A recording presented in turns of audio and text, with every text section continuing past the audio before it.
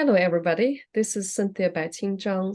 I'm going to introduce a book co-authored with Meredith L. Ely, and Meredith will introduce herself. I'm Meredith L. Illy, and I'm a student at the University of Oklahoma. So we're going to use some slides to introduce you to the book. So this is what we have, and bear with me a little bit when I'm setting this up. As you can see, this is the title of the book, Criminal Careers and Communities in the United States, an Identity Network Perspective. This is the book cover. The book is coming out on July 15th, 2023. You can pre-order the book. This book is supposed to be for academics as well as people who are interested in crime and justice in the United States. So if you're interested in the substance of the book only, you can skip the theory chapter, otherwise you can read it. We're going to introduce to you the book by telling stories, life stories of the research participants. We have chosen 6. And, we have a lot of pictures because the physical environment is as important as the social environment for these stories.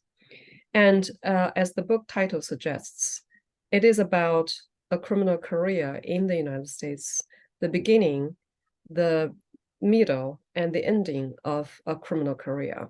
And we're trying to tease out all the factors that contribute to a criminal career.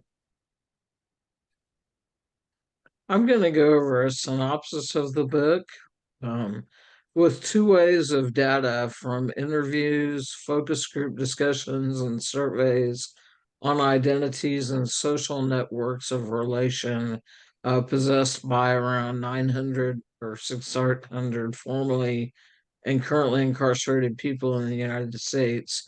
We show that family identities and networks are crucial to the start and end of a criminal career. Community is also important to a criminal career in urban and rural America for social cultural reasons.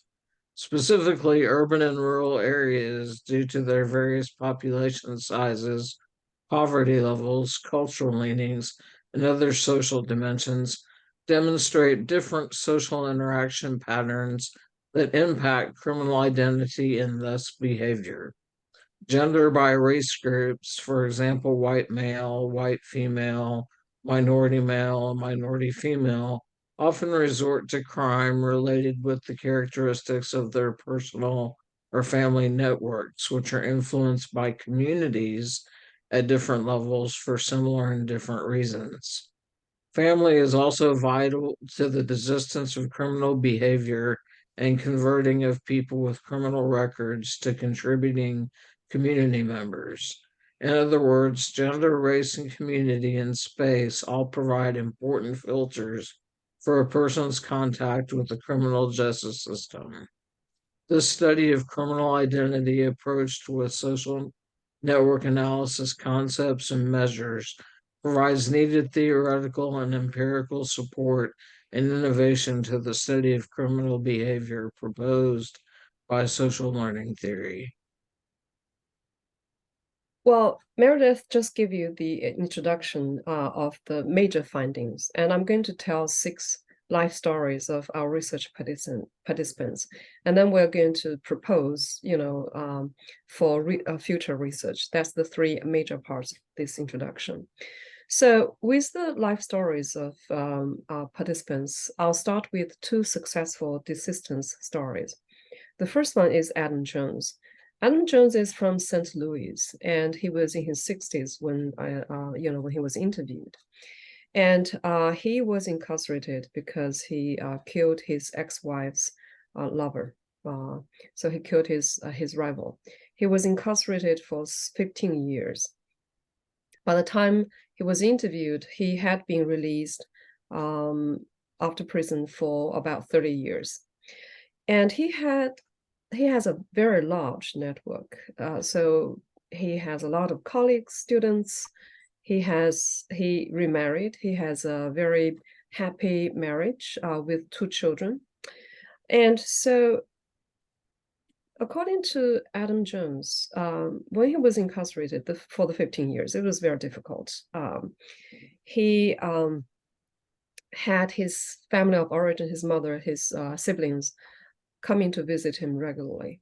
And more importantly, his family really admired him by discussing all the major family issues with him. He used to be, supporting his family financially and emotionally. He was very important to his family origin. He felt his family respected him. And he was also given authority in his work within prison by the prison personnel. So as a result of that, after he came out of prison, he pursued his graduate career, and he worked for diversity. And so that's actually the reason his family admired him. He supported his sister's interracial marriage. And from there, he just built a very successful career as a tenure track and then tenured faculty member. And he was very happy in his personal life. Jackson Clinton was in his 50s when he committed a crime, which is molestation of his 5-year-old niece. He was the breadwinner of the family before he was incarcerated. He was making $140,000 each year. His wife was dying from cancer, and that is why his wife's sister and his wife's sister's niece, 5-year-old girl, moved in with the family. And Jackson Clinton felt he was he was responsible for the family. He was the breadwinner. His wife was having no way to divorcing him or whatever. So, but anyway, so he just molested his wife's sister's 5-year-old niece, daughter. He was very cognizant of what he did the moment he did it. And he was very reliant on one of his brothers for financial and emotional support. And this brother introduced Jackson Clinton to some of his friends, including very successful defense attorneys who were mainly focused on how Jackson Clinton could move forward in his life. Because, a criminal case is difficult for family members as well. It was a conversation with a gang investigator within prison that really turned Jackson Clinton around in terms of, deciding to take the responsibility for what he did.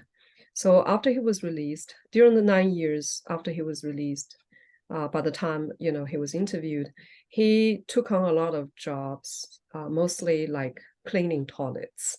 He was obviously overqualified for all these jobs with a PhD in engineering, but he kept going. And then, he was successful in building a large network as well. He has friends, he has family, he has jobs, he has colleagues, and these colleagues were also his friends. Now, after the 2 successful desistance cases, let's move on to 4 women participants of this research. Susan Doe is from Colorado Springs, Colorado. And she was, she's a young medical professional, very successful.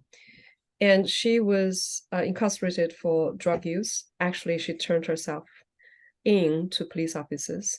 And the reason that she began to abuse drugs was, she had back pain, and that is why she was using prescribed drugs. But then she was overwhelmed by grief. She lost her parents, and then she took on the responsibility of taking care of her 2 teenage brothers. And she didn't feel comfortable asking for help. And so that's how she got addicted to drugs. Turned out her family was actually very supportive. So it's mostly her feeling that she had to do all this that initiated her criminal career. Doris Brown is from Paterson, New Jersey, a city as well. And she's Black. And by the time she was interviewed, she was in her 60s. And she had been incarcerated for 30 years because she killed her lesbian lovers partner. And she was distant. She had been distant from her family ever since she was incarcerated, although she was sexually assaulted growing up by multiple people important in her life, family members, community leaders, and so on. Her network size, she had been released for 4 years by the time she was interviewed, but she was not able to build a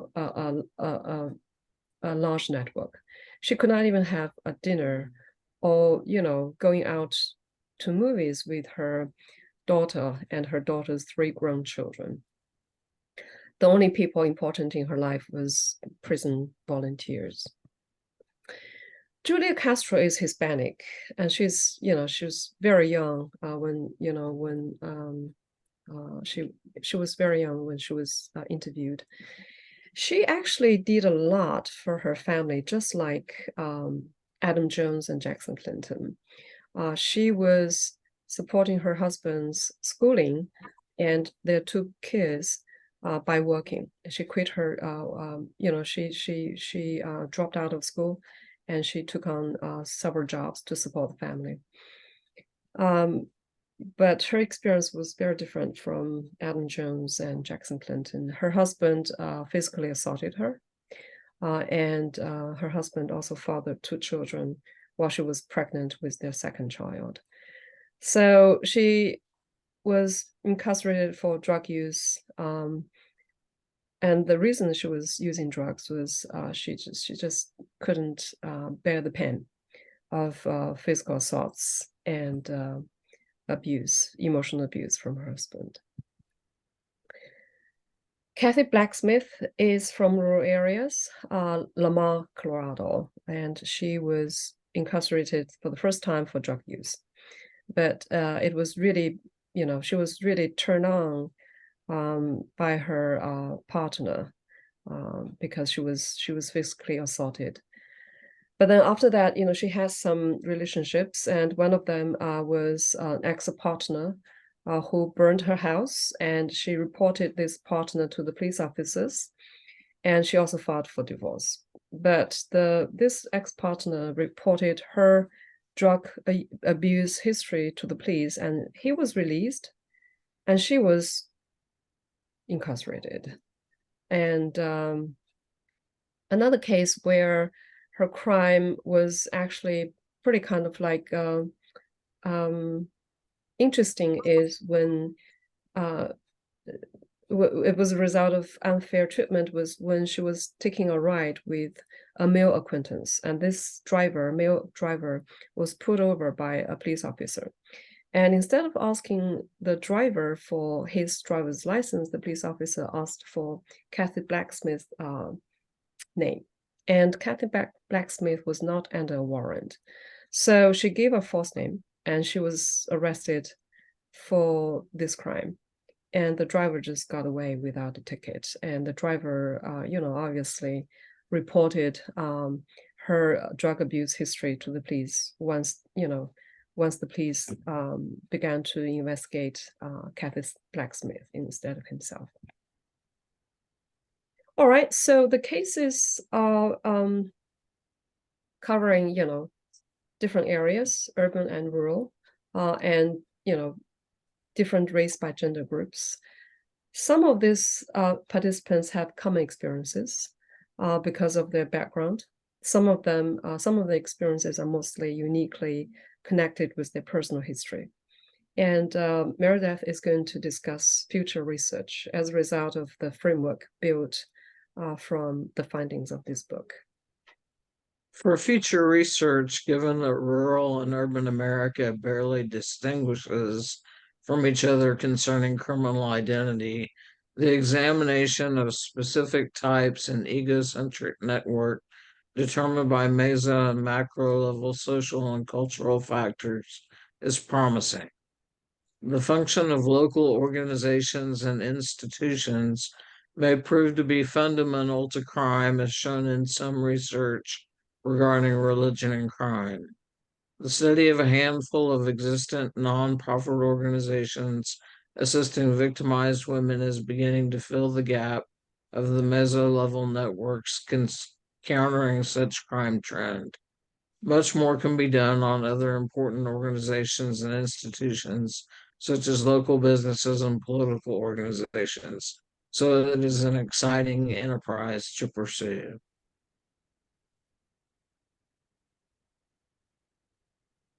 And below we have a comment by Dr. Joseph Donnemeyer, who was a generous mentor to our work. He's from the Ohio State University, and this is his comment on our book.